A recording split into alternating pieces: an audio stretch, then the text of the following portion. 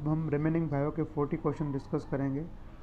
सबसे पहले question number 121, what is involve in the first step of glycolysis. तो first step of glycolysis, तो glycolysis basically क्या है, ब्रेक डाउन ऑफ ग्लूकोज। मतलब ये एक हेक्सोज कंपाउंड है ग्लूकोज, 6 कार्बन मालिक्यूल जिसमें होते हैं। तो अभी क्या होगा, ब्रेक डाउन ऑफ ग्लूकोज। अब इसमें स्टेप्स, फर्स्ट स्टेप कौन से होते हैं, मतलब एक तो हेक्सो शुगर इन्वॉल्व होती है, मतलब ग्लूकोज इन्वॉल्व है।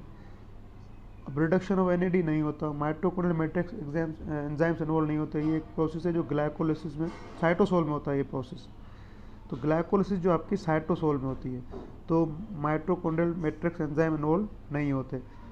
तो ए हो सकता है। एटीपी की हाइड्रोलिसिस होती है, फर्स्ट स्टेप में एटीपी यूज़ होता है। जब ग्लाइकोलिसिस स्टार्ट होती है, तो जब ग्लूकोज की ब्रेकडाउन स्टार्ट होगी, तो फर्स्ट स्टेप पे, at the very first step, ATP hydrolyse होगा टू द एडीपी। तो फर्स्ट एंड सेकंड ये करेक्ट ऑप्शन है। का वन मालिक्यूल है वो ब्रेकडाउन हो रहा है, वहाँ पर एटीपी कंज्यूम कर रहा है। एटीपी ब्रैकेट में देखें -1 लिखा हुआ है, मतलब एटीपी का वन मालिक्यूल कंज्यूम हुआ है। यहाँ पर हाइड्रोलिसिस ऑफ एटीपी हुई है, इसका मतलब ये स्टेप तो इन्वॉल्व है, और हेक्सोज शुगर भी इन्वॉल्व है 1 और 2। तो इसका करेक्ट ऑप्शन होगा बी।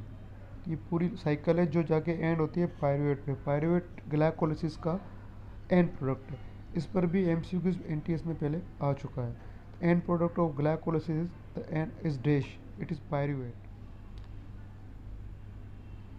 अब हम क्वेश्चन नंबर 122 डिस्कस करेंगे। Phospholipids and triglyceride, which properties are correct for this molecules. ये दोनों लिपिड की क्लासिफिकेशन में आते हैं, phospholipids and triglyceride, chapter number 2। Non polar compound जो है वो ट्राइग्लिसराइड है। आपने पढ़ा मेम्ब्रेन में फॉस्फोलिपिड होता है, तो फॉस्फोलिपिड जो है वो क्या है, पार्शियली हाइड्रोफोबिक है और पोलर कंपाउंड है। तो फॉस्फोलिपिड के तो ऑप्शन एक्सक्लूड हो गए कि फर्स्ट में, तो ए एंड बी हो ही नहीं सकता। Now C and D. C and D में ट्राइग्लिसराइड 2 जगह दिए हुए हैं।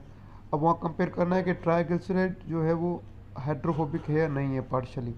ट्राइग्लिसराइड जो है वो पार्शियली हाइड्रोफोबिक नहीं है। Phospholipid is a partially hydrophobic and hydrophilic. तो correct option is C. 123, the surface area of small intestine is increased by the villi in the intestinal wall. Villi क्या होती हैं, बेसिकली ये टाइनी फिंगर लाइक प्रोजेक्शंस होती हैं intestine में। इससे क्या होता है कि सरफेस एरिया बढ़ जाता है, तो डाइजेस्टेड मटेरियल्स की जो एब्जॉर्प्शन है वो ज़्यादा होती है अच्छे से। करेक्ट ऑप्शन इसका होगा डी, मतलब there is greater chance of food molecule diffusing into the blood. Surface area जितना ज़्यादा होगा उतना कैटलिक एक्शन ज़्यादा होगा, तो ज़्यादा मॉलिक्यूल्स ऑफ फूड जो है वो डिफ्यूज होंगे। Question number 124, which bird is not placed in a sub class कैरिनेट। अब 2 क्लासेस थी बर्ड की सब क्लासेस में, कैरिनेट थी और रेटेटी थी। अब एक में हैवी बर्ड्स आते हैं, मतलब जिसका वेट थोड़ा कंपेरेटिवली ज़्यादा हो, जो फ्लाई ना कर पाएँ। अब क्राउ जो है फ्लाई कर सकता है, पेरोट है, और ये तो सारे फ्लाई कर सकते हैं। किवी जो बर्ड है, किवी, वो फ्लाई नहीं कर सकता। तो इसका करेक्ट ऑप्शन होगा B. 125, which of the following best describe the pressure inside alveoli related to the outside air when taking a deep breath. अब एल्वुलाई में क्या होता है कि जब आप सांस लेते हैं तो एल्वुलाई में एक स्पेस क्रिएट होता है, एक प्रेशर क्रिएट होता है, मतलब वहाँ पर ऑलरेडी जो है प्रेशर कम है, एयर का बाहर ज़्यादा है, तो it will be lesser when breathing in. तो हम हाई टू लो जाएंगे, मतलब जब हम सांस अंदर ले रहे हैं तो बाहर से जो है ऑक्सीजन एयर इंटर होगी एल्वुलाई में, तो वहाँ पर प्रेशर ऑलरेडी कम है, इसलिए बाहर से एयर जो अंदर आ रही है, तो it is laser when breathing in and greater when breathing out. जब बढ़ जाएगा तो ऑटोमेटिकली हम एक्सहेल करेंगे, इसलिए बी होगा इसका करेक्ट ऑप्शन। इस पे काफ़ी क्वेश्चंस आते हैं, डायफ्राम पे भी आते हैं क्वेश्चंस के डायफ्राम अप होता है या डाउन होता है। एनटीएस में इस तरह भी क्वेश्चन आया है। थोरेक्सिक वाल का आया है, वॉल्यूम अप होता है या कम होता है, मतलब इस पर भी क्वेश्चंस पहले आ चुके हैं। During a sunny day which substance is excreted from a leaf. Carbon dioxide, nitrogen, oxygen, sucrose. तो दिन के टाइम क्या होता है, कार्बन डाइऑक्साइड कंज्यूम करते हैं, फोटोसिंथेसिस का अमल होता है, एंड ग्लूकोज की प्रोडक्शन होती है। तो नाइट्रोजन भी यूज़ करते हैं, तो नाइट्रोजन नहीं होगा। कार्बन डाइऑक्साइड वो कंज्यूम करते हैं, सक्रोज वो बनाते हैं, so it will be oxygen. C, C will be the correct answer. अब हम डिस्कस करते हैं question number 127। Observe the below diagram of human GIT, gastrointestinal tract, and find the right answer accordingly. Digestive enzyme कौन सी structure secret करती हैं? तो अब आप यहाँ पर देखें कि जो ये लेबल स्ट्रक्चर्स हैं, वन जो है वो है सलेवरी ग्लैंड्स या पैरोटिड ग्लैंड कह सकते हैं आप, और जो सेकंड पर है वो ईसोफेगस है, थर्ड पर स्टोमक है, एंड फोर्थ पर जो है वो पेंक्रियास की दी हुई है। तो डाइजेस्टिव एंजाइम जो है सलेवरी ग्लैंड सीक्रेट करते हैं, ईसोफेगस सीक्रेट नहीं करता, वो एक सिर्फ ट्रांसपोर्ट के लिए जो पाइप दिया हुआ है, मतलब ईसोफेगस जो है। थर्ड में स्टोमक सीक्रेट करता है, एंड पेंक्रियाटिक एंजाइम्स होती हैं, वो भी डाइजेस्टिव एंजाइम होती हैं। So correct option will be C, 1, 3 and 4। अब हम डिस्कस करेंगे question number 128। Unbranch polysaccharide, chapter number 2 से। अनब्रांच जो होते हैं वो सेल्यूलोज होते हैं, बुक की लाइन है, वहाँ देख सकते हैं। 129, which sequence is a food chain? Decomposer, carnivore, producer, herbivore.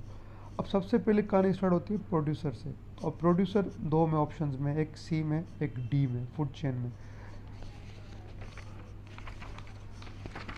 अब प्रोड्यूसर से बाद हर्बीवोर होता है। हर्बीवोर प्रोड्यूसर प्रोड्यूस करते हैं, हर्बीवोर कंज्यूम करते हैं, देन विल बी कार्निवोर। और कुछ कार्निवोर जैसे होते हैं जो कार्निवोर को भी खाते हैं, तो it will be C, 129। Chapter number 11 से ये क्वेश्चन है। Now 130, some strains of dash fungi produce one of the most carcinogenic mycotoxins called alpha toxins. The correct answer for 130 is B, Aspergillus flavus. Aspergillus flavus जो fungi होते हैं, इसकी कुछ strains क्या करती हैं, वो प्रोड्यूस करती हैं अल्फा टॉक्सिन्स। ये काफ़ी डिजीज़ कराता है, मोस्ट टॉक्सिक कंपाउंड होता है। Rhizopus multiplies bye the production of, Rhizopus क्या है? राइजोपस जो है वो ज़ाइगोमाइकोटा का एग्जाम्पल है, एक फंजाई है, वो जो रिप्रोड्यूस करता है या मल्टीप्लाई करता है by the production of sporangiospores. 131 का होगा correct option C. 132, the erect sterile hair-like structures occurring among the Antheridia and the Archegonia and the most plants are called, वो स्ट्रक्चर्स होती हैं, हम उन्हें जो कहेंगे वो पैराफाइसिस कहेंगे, ये बुक की लाइन है, वो इरेक्टाइल स्टेराइल हेयर स्ट्रक्चर्स होती हैं। 133, बोटेनिकल नेम पे एनटीएस में काफ़ी मरतबा, मतलब हर साल एक क्वेश्चन आया है ऑलमोस्ट, कभी कॉमन नेम पे आता है तो कभी बोटेनिकल नेम पे आता है। तो Lathyrus odoratus is commonly known as, it is commonly known as sweet pea. Question इसका आंसर होगा, जो करेक्ट आंसर है वो डी होगा। तो आपको बोटेनिकल नेम फैमिलीज़ के याद करने हैं, और आपको एक चीज़ कि कौन सी फैमिली में कौन कौन से मेंबर हैं, उस तरह के क्वेश्चंस भी एनटीएस में पहले आए हैं। मतलब बोटेनिकल नेम्स और किस फैमिली से कौन सा मेंबर बिलोंग करता है, ये नेम्स भी आपको याद रखने हैं। अब हम डिस्कस करेंगे question number 134। Pteridophyte differ from mosses and, mosses क्या हैं? ब्रायोफाइट्स हैं। टेरिडोफाइट्स क्या हैं? ट्रिक्योफाइट्स हैं। प्लांट्स को दो क्लासिफिकेशन में डिवाइड किया गया था, ट्रेक्योफाइट्स एंड ब्रायोफाइट्स। ब्रायोफाइट्स जो हैं उनमें डोमिनेट जो जनरेशन होती है वो गैमेटोफाइट है, ये पहले भी डिस्कस किया था, और ट्रेक्योफाइट में स्पोरोफाइट। तो टेरिडोफाइट बेसिकली क्या है कि ट्रेक्योफाइट को डिवाइड किया गया दो क्लासिफिकेशन में, टेरिडोफाइट एंड स्पर्मोप्सिड्स। जो टेरिडोफाइट्स हैं वो नॉन फ्लावरिंग हैं, और जो स्पर्मोप्सिड्स हैं वो फ्लावरिंग प्लांट्स हैं, for example gymnosperm and angiosperms. तो टेरिडोफाइट ट्रेक्योफाइट्स हैं, the correct option will be D, independent and dominate sporophyte. Double fertilization is a characteristic of angiosperm. D, a tortoise is a dash, a bird, an amphibian, a reptile, a mammal. It is an a reptile. इस तरह का question पहले एक आ चुका है NTS में, a bat is a dash, bird, amphibian, reptile, mammal, इस तरह। 137, which pair contains organism different phyla. तो इसमें जो इस तरह के क्वेश्चंस भी आते हैं, करेक्ट ऑप्शन इसका जो है वो सी है, सी एनिमोन और सी कुकुम्बर। ये जो एक जो है वो बिलोंग करता है नाइजीरिया से, और दूसरा जो बिलोंग करता है वो कैनोडोम से। 138, teeth in mammals are dash, correct answer will be B, heterodont. 139. Krebs cycle, one water molecule is added to fumarate and it is converted into dash. The correct answer is malate, C. malate, malic acid भी कहते हैं. ये book की बिल्कुल as it is line दी हुई है. अब आप ये देख सकते हैं कि क्रेब साइकिल की डायग्राम में पूरे स्टेप्स दिए हुए हैं. अब इसका एक सिंपल एक नेमोनिक भी बना हुआ है, उसके थ्रू भी हम याद रख सकते हैं क्रेब साइकिल को. कोई इतनी मुश्किल बात नहीं है. हम नेमोनिक्स की एक दूसरी वीडियो बनाएंगे यूट्यूब पे, जिसमें फर्स्ट ईयर बायोलॉजी के जितने भी नेमोनिक्स हैं हमारे पास वो हम डिस्कस करेंगे. अब इसमें देखें आप कि नंबर 7 पे देखें कि फ्यूमरेट जो है वो मैलेट में जा रहा है, तो उसके लिए वाटर मॉलिक्यूल ऐड हो रहा है. तो यही एमसीक्यूज था कि in Krebs cycle one water molecule added to fumarate it is converted into dash. तो ये मैलेट में कन्वर्ट होता है. ये साइकिल पूरी आपको जो याद रखनी है. तो ये कोई इतनी मुश्किल नहीं है, बहुत सिंपल है. सारी नेमोनिक्स की वीडियोस जो है हम नेक्स्ट या फिर वीक में इंशाल्लाह जो अपलोड करेंगे तो वहाँ पर आप चेक कर लेना, या इसी वीक में. अब हम डिस्कस करेंगे question number 140. Thylakoid membranes are involved in the ATP formation by. अब थाइलोकॉइड मेम्ब्रेन जो में एटीपी फॉर्मेशन कैसे होती है, मतलब प्रोसेस ऑफ फोटोसिंथेसिस होता है जो क्लोरोप्लास्ट में, वो कैसे होता है, मतलब light dependent and light independent reaction. एक स्ट्रोमा होता है, एक थाइलोकॉइड मेम्ब्रेन होती है. तो प्रोसेस मतलब उसमें होता है केमी ऑस्मोसिस. केमी ऑस्मोसिस का मतलब ये है कि movement of ions through semi permeable membrane down to the electrochemical gradient is called chemiosmosis.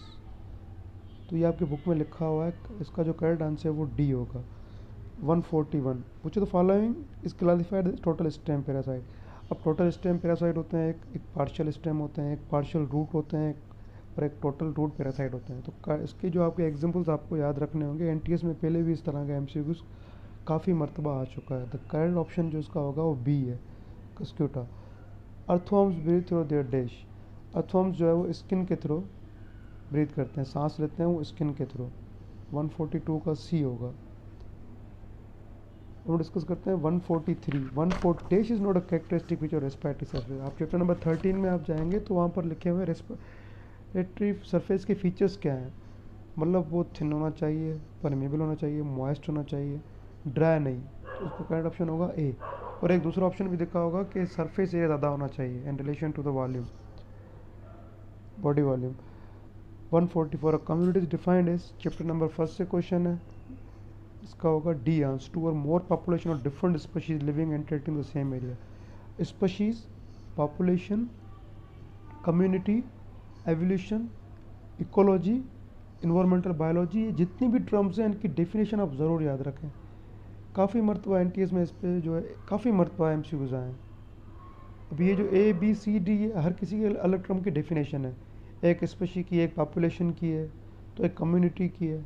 तो ये चीज़ें आपको याद रखनी है. 145. Terpenes are based on. Lipids की क्लासिफिकेशन में terpenes are only based on isoprenoid unit which is D, C5H8.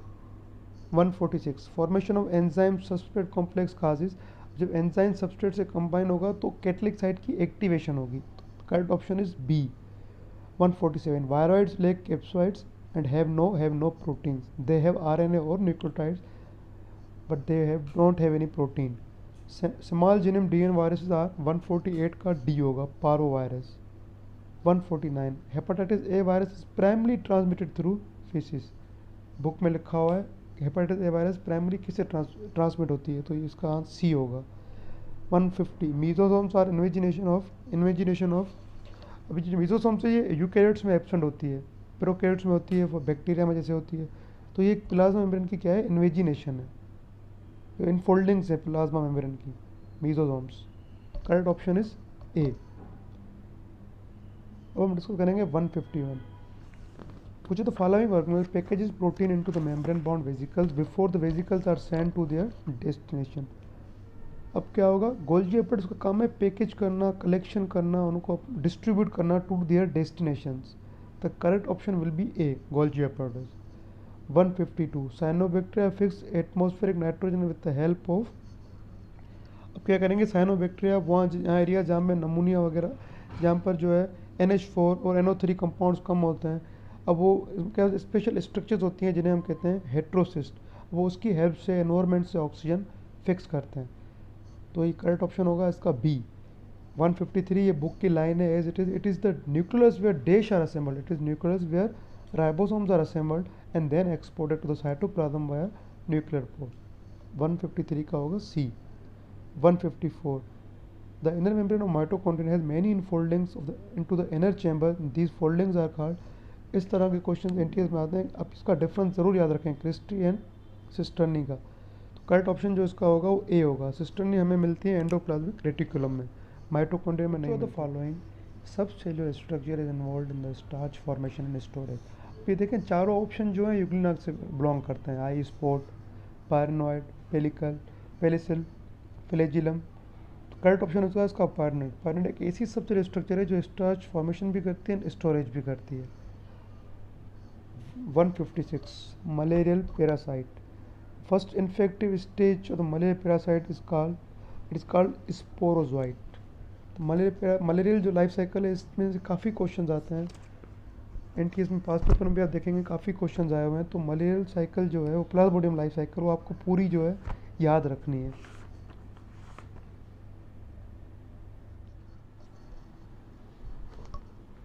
Question number 157. Dash are the localized regions of loosely arranged cells within the large intracellular spaces present between them in the bark of stem. Stomata है, stomata पे जो guards है lenticels. ये book की line है। Lenticels क्या है? एक पोरस टिश्यू है। These are the pores जो गैसेस एक्सचेंज में हेल्प करते हैं इन द बॉडी प्लांट्स। तो करेक्ट ऑप्शन होगा इसका D. 158. Antibodies are injected in the form of anti serum to make a person immune against a disease. अब antibodies inject हो रही हैं in the form of anti serum.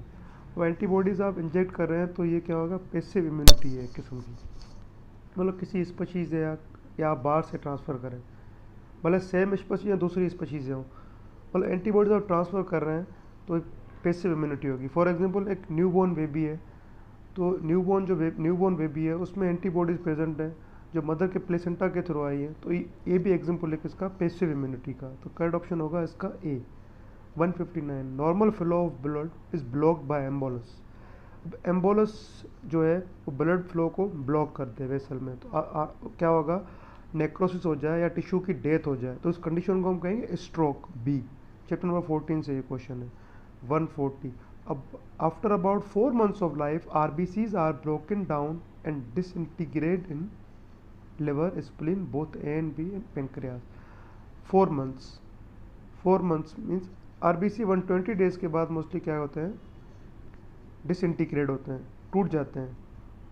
तो ये जो डिसइंटीग्रेट किस में होते हैं? लिवर और स्प्लीन में होते हैं। और आपको ये भी पता है कि बोन मैरो में प्रोडक्शन होती है, तो काइंडली लिवर और स्प्लीन, लिवर में भी हो सकते हैं और स्प्लीन में भी हो सकते हैं। तो करेक्ट ऑप्शन होगा इसका C, both A and B. Biology का सेक्शन हमारा कंप्लीट हुआ। अब हम फिजिक्स और केमिस्ट्री की एक्सप्लेनेशन कल अपलोड करेंगे।